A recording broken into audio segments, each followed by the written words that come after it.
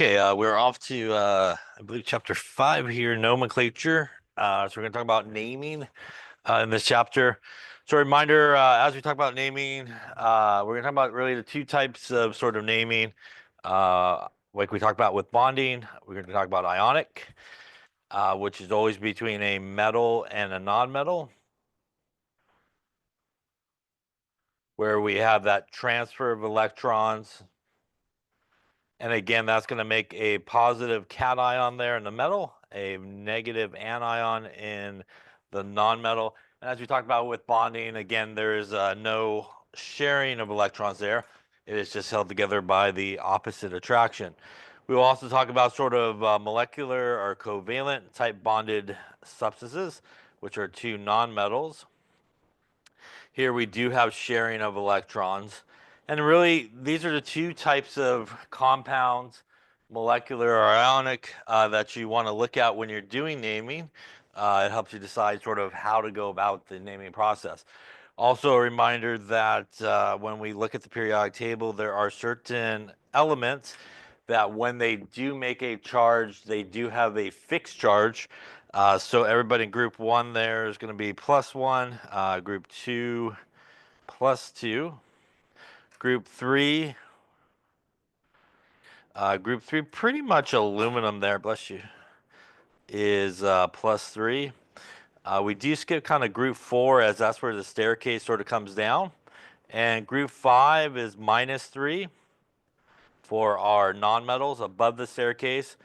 Group 6 is -2 for our nonmetals, and group 7 there, so squeeze it in there, is -1 in that particular case. Now, so it kind of goes +1, +2, +3, skip, and then minus is where our nonmetals gain electrons, -3, -2, -1. Transition metals, which are sort of in this area, have a variable charge. And even metals in this area as well have a variable charge. Things like lead, tin, antimony, those kind of things, bismuth, in that sort of area. Now, there are 3 exceptions in the transition metal region. It makes sort of like a backwards L. There is zinc, if I could write right there, cadmium, and then hang a left there to silver. Zinc and cadmium will always be +2, and silver will be +1. So those are 3 sort of exceptions in the transition metal region that even though they are transition metals, they do have fixed charges. And having either a fixed charge or sort of a variable charge is also an important thing to look at when we are talking about naming. So let's get into that. Now, when we do talk about naming, there are certain things that are always named by sort of their common name. And H2O is always water. It is not dihydrogen monoxide because nobody wants to refresh a glass of dihydrogen monoxide or anything like that. So when you see H2O, it is water. It's not a trick. So, just put water, thank you, and move on with your life. NH3 is ammonia, and that should not be confused with something we'll see a little bit later on, which is ammonium. But that is ammonia. CH4 is methane. That's the simplest organic sort of compound you could have, and that's like comes out when you light your Bunsen burner, the gas basically that comes out. So when we talk about naming compounds, as I mentioned, it's really broken up into those 2 categories. Either you will have sort of an ionic sort of compound, or you will have what's sometimes referred to as a molecular compound, which are those guys that are going to be sharing electrons and doing covalent bonding. And really, the way that we name these guys are different depending on whether it's sort of ionic or it is molecular. And again, it's important to be able to recognize, what you are dealing with. So let's talk a little bit about ionic first off and naming ionic compounds. When we talk about ionic compounds, we always have a metal and a nonmetal, and those are sometimes classified as type 1 or type 2, and these are ionic situations. And when we write the formula, and also when we write the names, we always go in this order, which is positive guy, cation, then anion. So that is always the way that you should write the formula for any type of ionic compound. Anything that is positive, negative, Positive guys should always go first, negative should always go second. And again, that's both in the formula and also obviously in the compound as well when you write the name. We also talked about that when we do put ions together, you do want to make sure that the overall charge equals 0.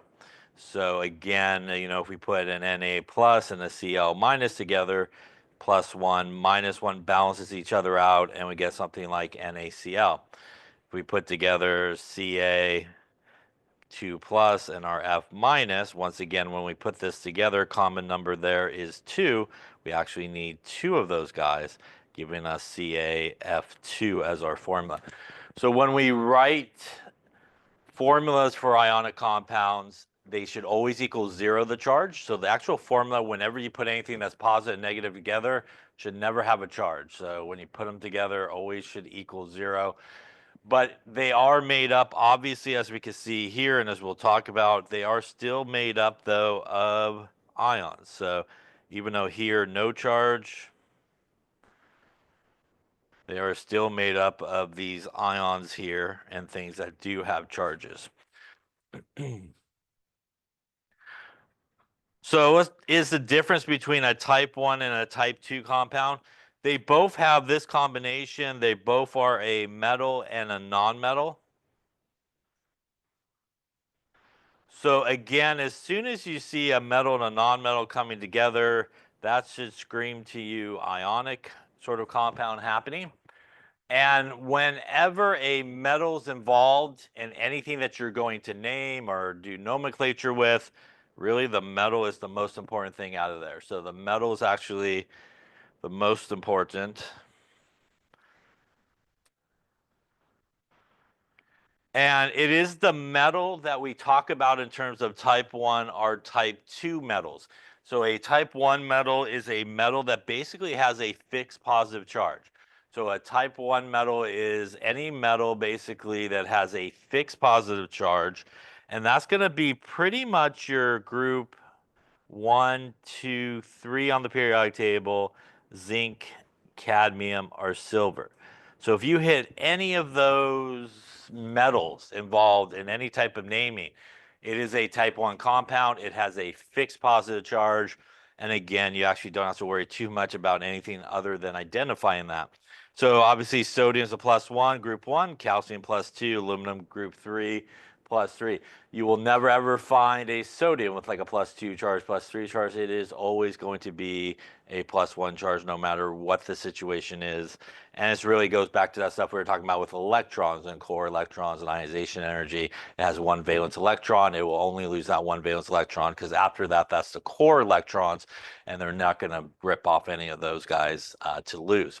Now, different than that is a type 2 compound. A type 2 compound means that the metal can have a variable charge. So in a type 2 compound, pretty much our metal is going to come from our transition metals are just to the right under the staircase. So again, transition metals, staircase.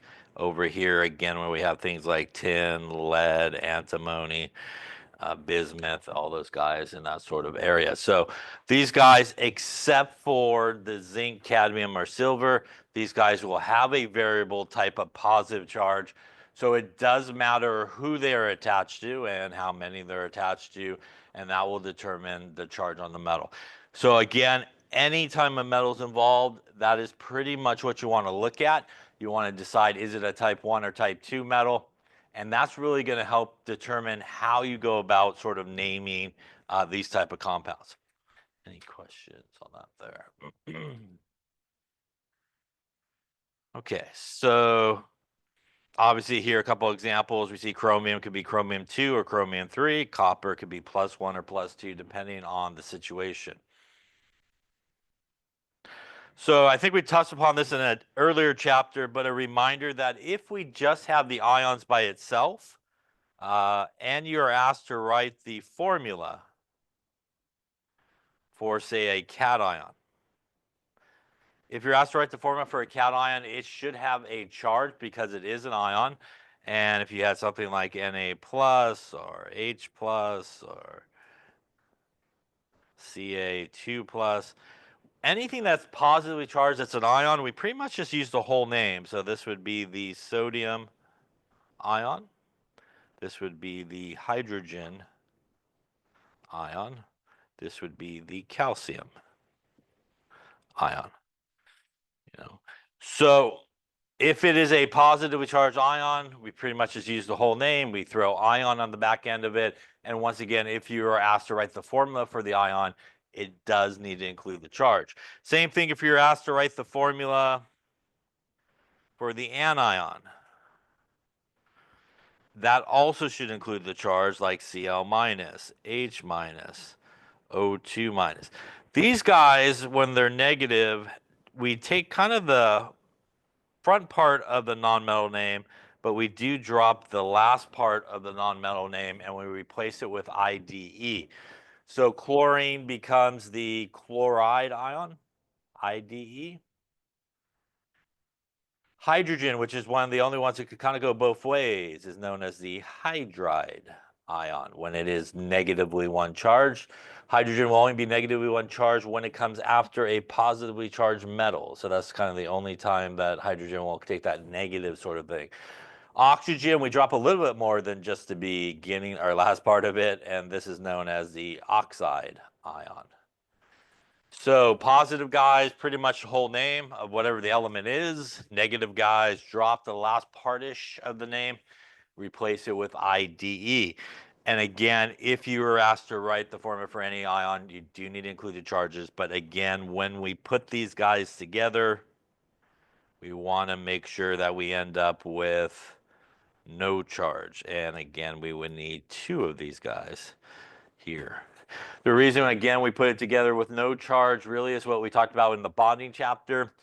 It allows everybody there to reach that noble gas configuration in terms of electrons, right? So by giving up electrons and sharing not really sharing, but transferring electrons here, that's able for them all to achieve that noble gas configuration. Any questions on that there? All right, so let's talk about type 1 compounds and the rules for naming them.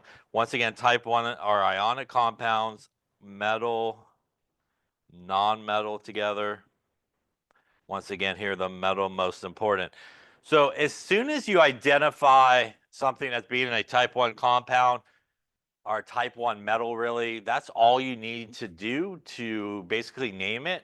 So if you go, this is an ionic compound, that's a type 1 metal, it's got a fixed charge, you could roll right into the naming. So how you name it is basically use the whole name of the metal or the positive guy, the cation. And the non-metal gets again the IDE treatment at the end of it. It doesn't matter in the case of type 1 ionic compounds when you're naming it. If you have more than one of any of those guys, it just means you just go whole name of the metal, non-metal IDE, and that is it in terms of the naming. So again, as we saw there, NaCl, that is sodium, which is a metal. That is Cl, which is a non-metal. That tells me it's ionic. The metal is always the most important one. I look on the periodic table, I see sodium in group 1.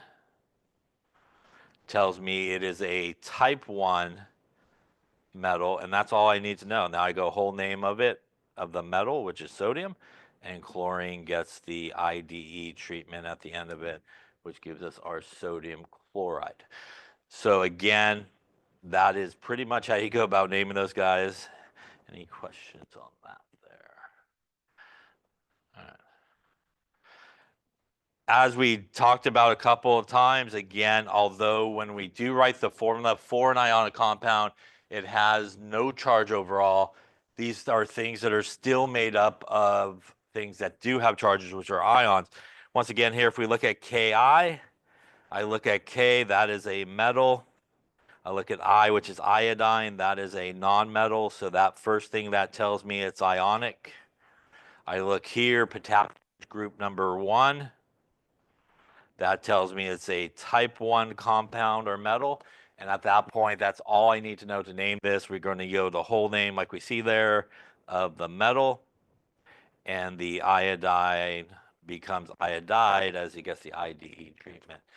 So process you should probably go through when you look at something, if you want to name it, you should identify it, is it ionic or covalent? And if it is ionic, the metal, where does it fall? Is it a type 1 fixed charge or type 2 variable charge? And then you could kind of roll right into the naming part. Any questions on that? And obviously that is made up, as we can see on the bottom there. K plus would be our cation formula. And as you can see, it has the charge if I'm writing the formula for just the ion. And I minus is the anion. So these guys, if you write the formulas for the ions by themselves, should have charges. But once we put them together, they should have really no charge overall. It should equal 0.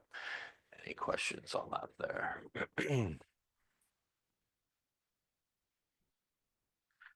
All right. All right, so why don't you try a few of these here, and why don't you also write the formulas for the following? Let's go with magnesium,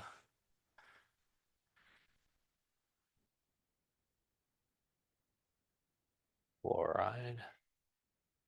Let's go with aluminum oxide. Let's go with lithium nitride. All right, names on the left there, formulas on the right. See what you come up with.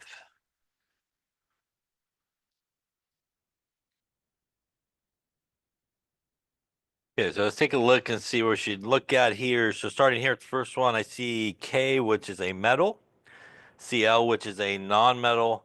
So that tells me it's ionic, as we have, again, a metal and non-metal together. It is the metal that's most important. That is potassium, which is group 1, and that tells me it has a fixed positive 1 charge. So that tells me it is a type 1 compound. And frankly, that is all I need for the naming part. I'm just going to go with the whole name here of the metal. And again, give the IDE there to my non-metal. So that's going to be potassium chloride. Again, is made up of a cation that is K plus, and an anion that is Cl minus, right? Which is why we just need one of each of those when we put them together. Any questions on that name there? Following the same approach here, zinc's a metal. Sulfur is a non-metal, tells me it's ionic. Zinc is the most important thing here. That is a type 1 metal, even though it's a transition metal. It is one of those 3 that have a fixed positive charge, zinc, cadmium, which is +2. And silver there, if you hang a left, the cadmium is +1. So it does fall under the type 1 category, even though it's a transition metal. Again, that is all I need, zinc and sulfide here. IDE.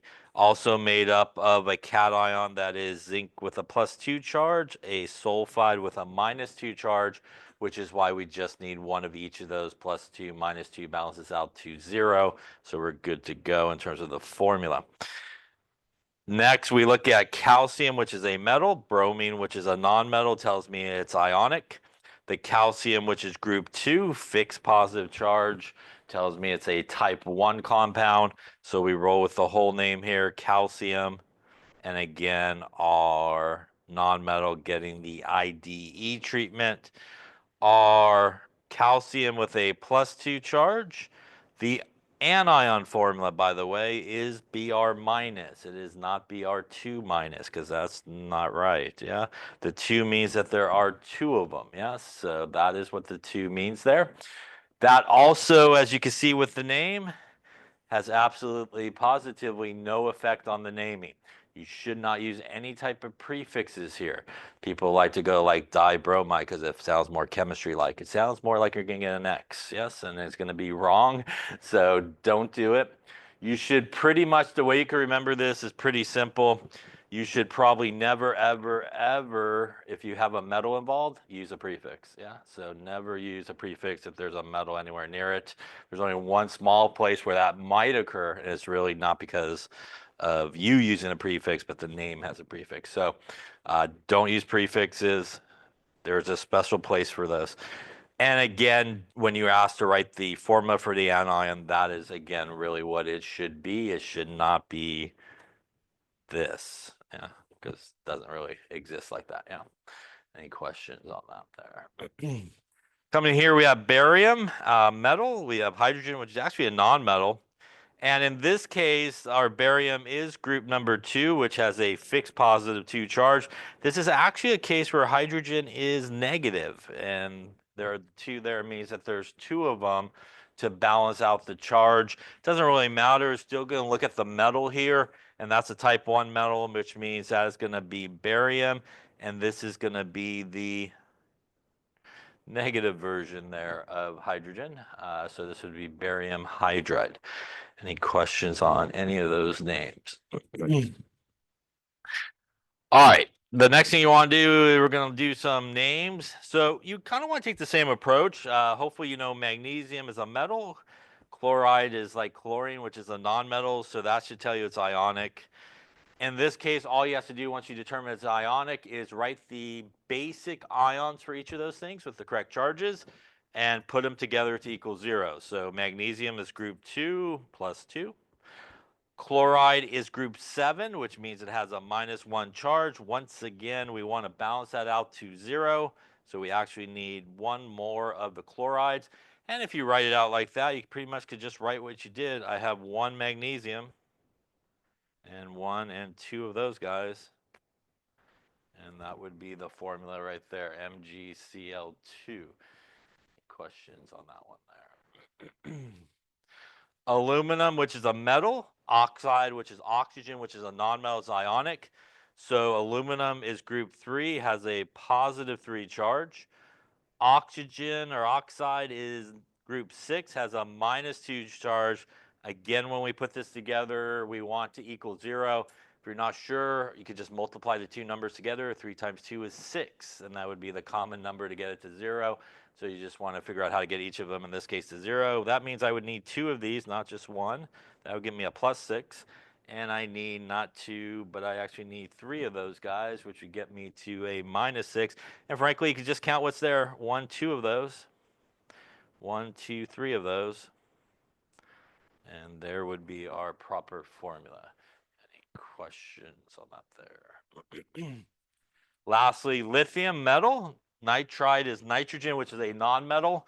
And again, that tells you it's ionic. Lithium group 1, +1 charge. Nitride group 5, going to roll with a -3 there. In this case, when we put it together, we need a few more total lithiums there. So we need 3 of those, 1, 2, 3. And 1 nitrogen would give us our proper formula here. Any questions on any of those there? All right, so these are type 1 ionic compounds. Again, pretty much whole name metal, IDE for non-metal, no other fancy things put in there, yes? No prefixes, nothing like that. Let's then talk about the next type of ionic compound, which is a type 2. As I mentioned before, type 2 is guys that have a variable positive charge. They are also, once again, a metal and a non-metal together. So they are ionic. And as usual, it is the metal which basically determines how you should go about naming this. So here the metal will have that variable charge. So essentially that's going to be your transition metals are just to the right. And the way that we name these guys is similar. We'd use the whole name of the metal just like we did in type 1. We still roll with the non-metal name with the IDE at the end of it. The additional thing that we put in between those two is a Roman numeral. And the Roman numeral is the charge on one of the cations. So whatever the positive charge is on one of the cations, that is what the Roman numeral is for. It is not for how many you have, which is a very common mistake that people make. So it is actually, if you pulled out one of those positively charged ions, what the actual number positive charge is what the Roman numeral is for. So for example, if we looked at the FeCl3, in this particular case, we still want to take the same approach. That is a metal. Cl is a nonmetal, so that tells you it's ionic. It is, again, the metal that is most important, and we find iron dead center there in the transition metal region, which should scream to you that this is going to be a type 2 metal, has a variable charge. So the good thing about type 2 compounds is you will always know the charge on whatever it is attached to. So in this case, we could go, we have one iron, not really sure what the charge is, but I do know if I look at Cl, that is group 7, which means it should have a -1 charge. And there's not one of them there, but there's actually 3, which means essentially we have that going on, which if we add up all of our negative charge is -3. Remember that an ionic compound has to equal 0, and since there's only one iron, in order to balance it out, the iron in this case would have a +3 charge here. Once you've identified that, we roll with the name like normal, iron, Roman numeral 3, again for the charge on the metal. And it does not matter how many you have, just like in type 1, no prefix here either because we still have the metal involved, so no prefix. And it's just chloride. Question on that there. So why do we need the Roman numeral? Well, we need the Roman numeral because if I had something like FeCl2, if I have FeCl2, same idea. We have Fe, which is a metal, Cl, which is the nonmetal, it's ionic. Iron is still type 2, but in this case, we have 1, 2 of these chlorides, gives us a -2 charge. The iron in this case is actually carrying a +2 charge, right? Not a +3 charge. So the name here would be iron Roman numeral 2, once again for the charge, and chloride. So the idea here with the Roman numeral is because something like iron, which is a transition metal, can make multiple types of charges, you have to tell somebody, in this case, we're dealing with the iron with a +3 charge, or in this case, we're dealing with an iron with a +2 charge. So we do incorporate the Roman numeral to tell basically everybody that situation because it can have multiple charges. The reason we don't use the Roman numeral with type 1 is if you have a sodium, it could only have +1, so you don't need to tell people it's +1. It should be known that that is the only type of charge that it could have. Question on that there. By the way, if you had just Fe2 plus ion written by itself as the formula, we would also include the Roman numeral when we would indicate this, and this would be the iron 2 ion in terms of how you would name that particular ion if it was just the ion by itself. So because it's a type 2, you would include the Roman numeral, and same thing with our Fe3 plus, we would call this the iron 3 ion if it was just by itself. So again, unlike type 1s where we just call it like sodium ion because it cannot have any other charge, here, because if we have just the ion by itself, we do want to indicate the charge with the Roman numeral. Question on that there.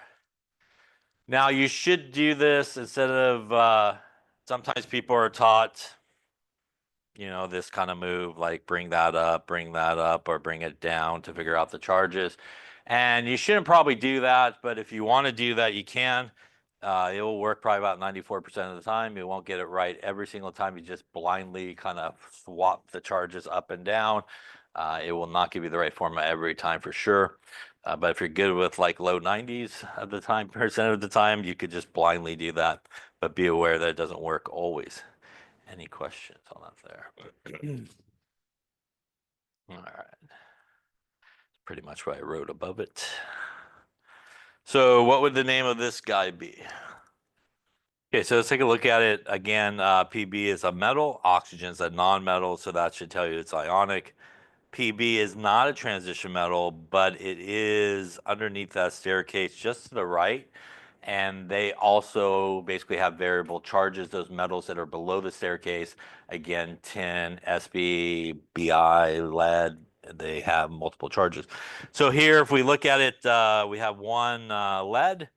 Here we have oxygen, which is group 6, has a -2 charge, and there's two of them. And that would get you a -4, which means here the lead actually has a +4, and this would be lead Roman numeral 4 for the charge, oxide. This is also a good example. If you just flip the charges up and down, you'll get the wrong one. This is not lead 2 oxide, which a lot of people would write because they just blindly move this thing upwards and they end up with the wrong charge. So again, doesn't work 100% of the time if you just blindly move those things up and down. Again, you better think about balancing it out or even drawing it out like that sometimes will help you. Any questions on that there? Now, there is an older way of naming type 2 compounds, and we're not really going to use it, but you should be a little bit familiar with it. Sometimes they do pop up occasionally. For example, they use kind of like the historical names for a lot of things. So instead of iron, it's ferric or ferrous. Instead of copper, it's cupric or cuprous. They have the higher ending charge ends in IC.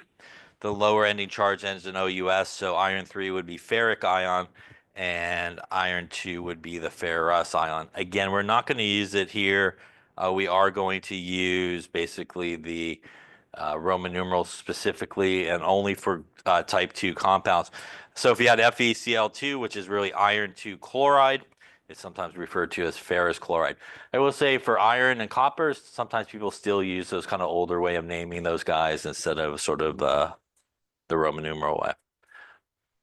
And here's a table, but once again, we're going to roll in here with the Roman numerals. Now, one of the confusing type 2 metals that we see is actually mercury. And mercury 1 and mercury 2. So you got something like this, and you got something like this. And oddly enough, the one that has all the 2s is mercury 1.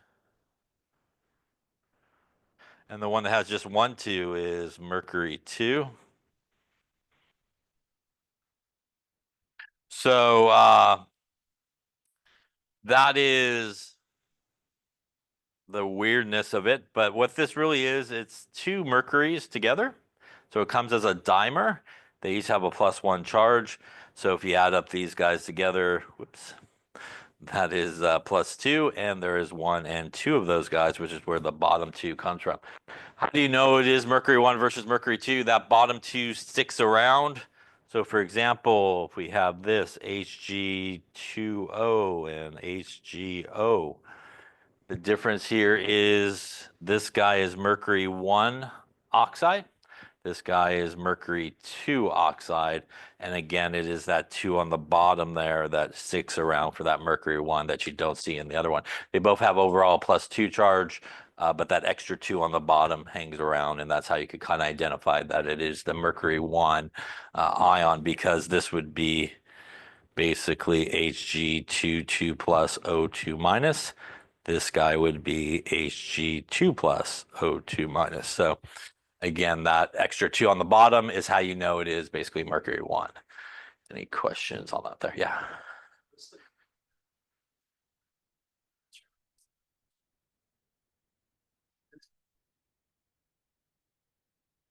Charge.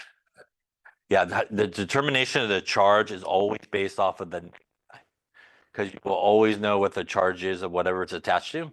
And you just kind of work your way backwards knowing that mass equals 0 when it's all said and done, right? So whatever you need to make that positive guy to balance out the negative charge that's there to 0, that's how you figure it out. So it's always based on what it's attached to. Yeah. So that's here. If we look at this, that's -2. So we know this guy would be +2, right? To balance it out if we weren't sure. Additionally, on this one, we know it's also mercury 1 because there's that extra 2 that we see in the formula on the bottom as well. Yeah. So it's always based on whatever it's attached to. And again, you will always know the charge of that guy. Other questions? Copy.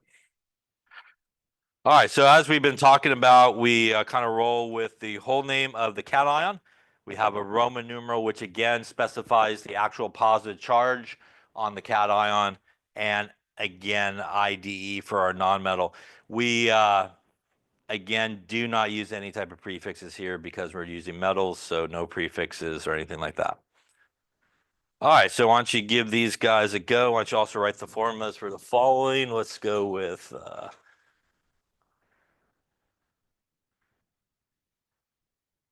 let's do iron 3 sulfide. Let's do chromium 4 oxide. Let's do nickel 2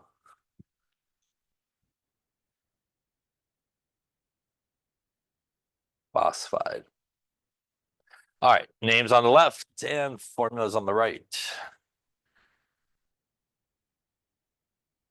Okay, so let's take a look, see how you're doing. Again, we want to identify what we're dealing with. So CO is cobalt, which is a metal. Cl is chlorine, which is a nonmetal. So again, that tells you it's ionic. We again always going to look at the metal here, which is the most important thing, and that is also in the transition metal region, which tells you it should have a variable charge, and it's a type 2. So we need to kind of figure it out, perhaps. So we got one cobalt. We're going to figure it out by what it's attached to, which is Cl, and that is group 7, which has a -1 charge. There are 3 of them, which gives us a grand total of -3. That means to balance it out here, our cobalt has to have a +3 charge. And that means we're going to go whole name here of our metal, cobalt, Roman numeral 3 for the charge. And again, doesn't matter how many of those chlorides we have, no prefixes, just chloride here. Any question on that name there? Next one, same idea here, copper metal, iodide nonmetal. So that is a type 1, that's an ionic compound. Copper here, transition metal, variable charge is a type 2. Once again here, we have just one copper. In this case, we have just one I, which is group 7, -1 charge. So to balance it out, it has to have a +1 charge, the copper in this case. And this would be copper Roman numeral 1. And again, IDE at the end here for our nonmetal. Question on that one there. Lastly, same approach. SN is a metal. Br is a nonmetal. It's ionic. Tin is not a transition metal, but it is one of those guys to the right of it, which also has a variable charge. So it is still a type 2 metal. And that again means we just have one of those guys. But Br we know is group 7, and that has a -1 charge. There are 4 of them. And if it helps you, you could just draw it out and count it up. So that's going to give us a grand total here of -4. Again, to balance it out, that's got to be +4 in that case. That's going to give me 10 Roman numeral 4 for the charge. And again, doesn't matter how many of those Br minuses I have, it is still just going to be bromide here. Any questions on any of those names there? All right, coming from the name here to the formula, when I see iron Roman numeral 3, that tells me the iron has what type of charge? +3. That is what the Roman numeral means, right? So you don't have to figure it out. It actually tells you. Sulfide is sulfur from the periodic table, which is group 6. That means it should be carrying a -2 charge. And again, if you're not sure, you can just multiply those numbers together. That is a 6 when we do that, 3 times 2. So we need to get basically each of them to 6. So I got 3 for my iron already. One more makes 6. And to get this guy to 6, I basically need 3 of them. So 1, 2 of those guys, and 1, 2, 3 of those guys will give me my proper formula basically here. Any questions on that there? Chromium Roman numeral 4, and by the way, when I see the Roman numeral, I do know it's a type 2, but not so important in this aspect of it. But that 4 means it has a +4 charge. Oxide is group 6, which has a -2 charge. Here you could imagine, obviously here, the common number there is 4. And we would need one more of those guys to balance it out. That has 1 chromium and 1, 2 of those guys. And that will give us our proper formula here. Any questions on that? Lastly, nickel 2, nickel with a +2 charge. Phosphide is group 5, -3 charge. Again, in a case like this where you got kind of negative sort of guys in there, or not negative, we got an odd number, you can multiply them together, and that will get us 6. So we need to get to 6 to get to 0. So I need 3 of those guys, and I just need 2 of those guys. So 1, 2, 3. 3 on the bottom. 1, 2.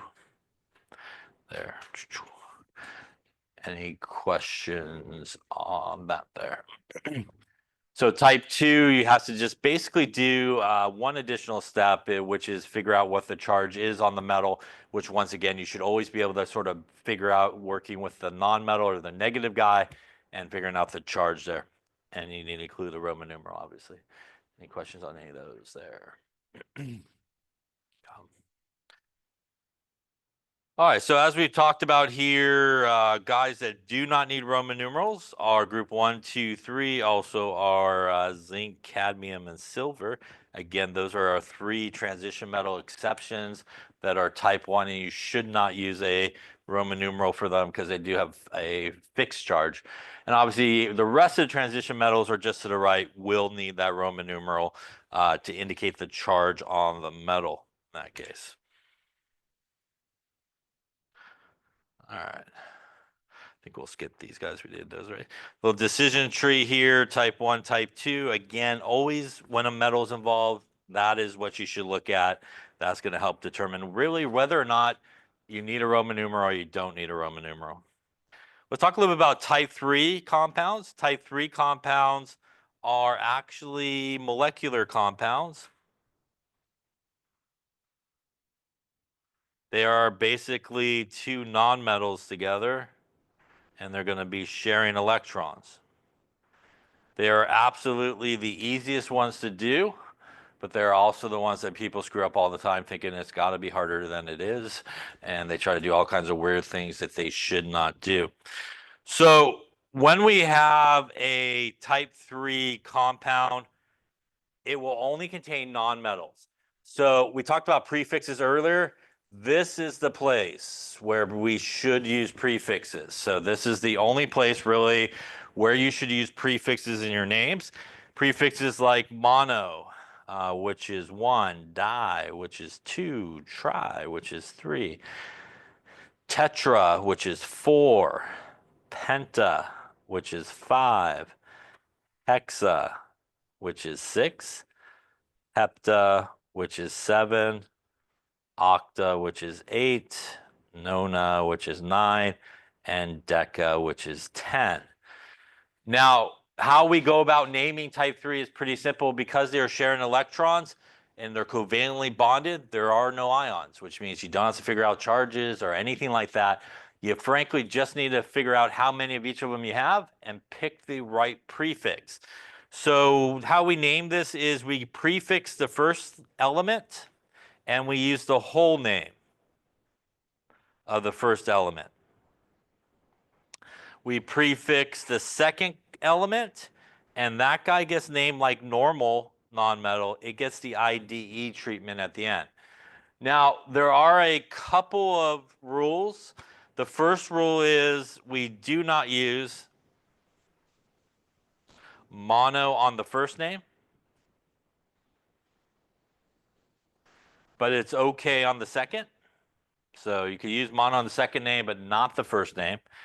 And the second thing that happens is we sometimes get a couple of vowels that back up to each other, one from the ending of the prefix and one from the beginning of the element name. So sometimes we get an A and an O that backs up together, or 2 O's. We typically will get rid of the vowel from the prefix. So let me give you an example of both of those rules right here, which is our friend CO. That's capitals carbon and capital O for oxygen. First thing that we see when we look at this is carbon and oxygen. They are both nonmetals, which means it's a type 3. And as soon as you see it's a type 3, you should be really happy because there's nothing to figure out other than pick the right prefix. So we have 1 carbon, right? Prefix for 1 is mono. Should I use that on the first name? It should not. So I just used the whole name here in this case. So this is carbon. We have one oxygen. Prefix is mono. Can I use that on the second name? I can. Yeah, it's okay. So that's going to be carbon, mono, and then oxide, right? IDE. What just happened is we just backed up a couple of O's to each other, right? Prefix to letter. We do not call this carbon monoxide, right? We call it carbon monoxide, right? And that's because we dropped the O from the prefix here, and this should be carbon monoxide. So if you back up two O's from a prefix to the first letter, or an A and an O, you should drop the prefix O or A. Two I's are actually okay. So if you have two I's that come together, it's okay. Like diiodine is okay. But basically the OO and the AO, you should drop that first vowel off of the prefix. Question on that there. Yeah. No, there's no charges because these are nonmetals, right? So when we talk about bonding, when two nonmetals come together, they share electrons, right? There's no transfer electrons, there's no ions being made, so there is no charges in these guys because they're sharing electrons. Other questions on that? All right, so that's what we just basically talked about there. All right. And here again is a list of our prefixes, and we get some of that where we want to kind of drop that vowel off of the prefix. And here's a couple more examples of what we talked about here. Again, tetraoxide, A and an O, we get rid of the A.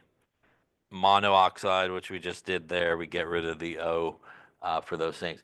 Again, we still want to roll with common names for anything like water or ammonia. I will also say that even though we have something like HCl, for example, hydrogen, even though it's a nonmetal, and a nonmetal is really more named in this case like a type 1 metal, even though it's really metals and they're sharing electrons. So we oftentimes think of this more like the acid, that's H plus and Cl minus. So if this was a gas, for example, we would call it hydrogen chloride.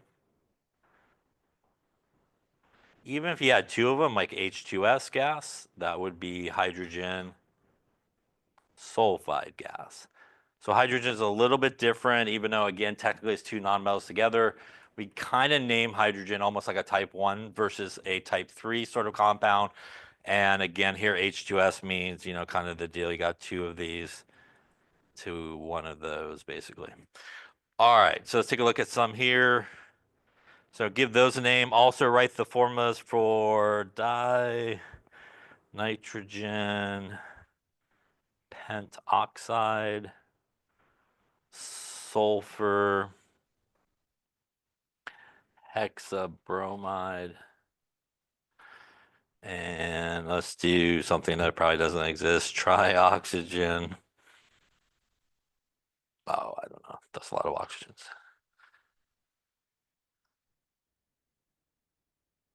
Heptasulfide.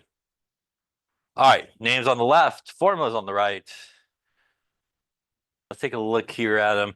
These, again, really should be probably the fastest ones you ever do. It should be done like in like 30 seconds, to be honest with you. But again, sometimes people do mess up on these thinking it should be something different. So here, the first thing you want to look at is I is a nonmetal, O is a nonmetal. That tells me I got two nonmetals. That tells me I have type 3. I don't have to, again, figure out any type of charges here because there is no ions. I just got to pick the right prefix. So it says there's two iodines. So 2 is a prefix of di. And again, we use the whole name there of the first element. 7 prefix is hepta. And this would be a case where we would go oxide at the end, and we would drop that A off of that prefix so we don't get the A and the O together. Any questions on that one there? Next, again, I see carbon metal, oxygen, I'm sorry, carbon non-metal, oxygen non-metal. So two nonmetals, type 3. I could roll right into my naming. I got one carbon, mono is the prefix. We do not use it on the first name, so we're just going to roll with the whole name. 2 is di, and we do use that on the second name. And we're going to give the second guy the IDE treatment. So we got carbon dioxide in this case. Any questions on that one? Next, we have phosphorus nonmetal, chlorine nonmetal. Again, type 3. So mono for the first one, but we're not going to use this. So phosphorus and 3, which is tri. And again, IDE on the next one, which is phosphorus trichloride. Any questions on any of those? Probably the ones that should take you 3 seconds to do are the right-hand side there, which is you have the name and you want to write the formula. The reason for that is as soon as I see prefixes, I know it's type 2, type 3, and all I have to do is write what it says. So nitrogen is N, di is 2, oxide is oxygen, penta is 5, and I'm done. Yes, in like 3 seconds. Yeah, so it should be really that quick. Don't overthink it. Sulfur, no prefix, but hexa prefix, and they're both nonmetals, which tells me it is type 3, as that's the only place we should have prefixes being used. So sulfur with no prefix means mono, which is 1.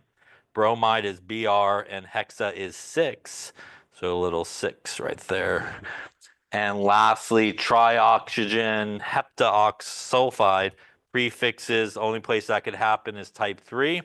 So oxygen is O, tri is 3. Sulfur is X or sulfide, and hepta is 7.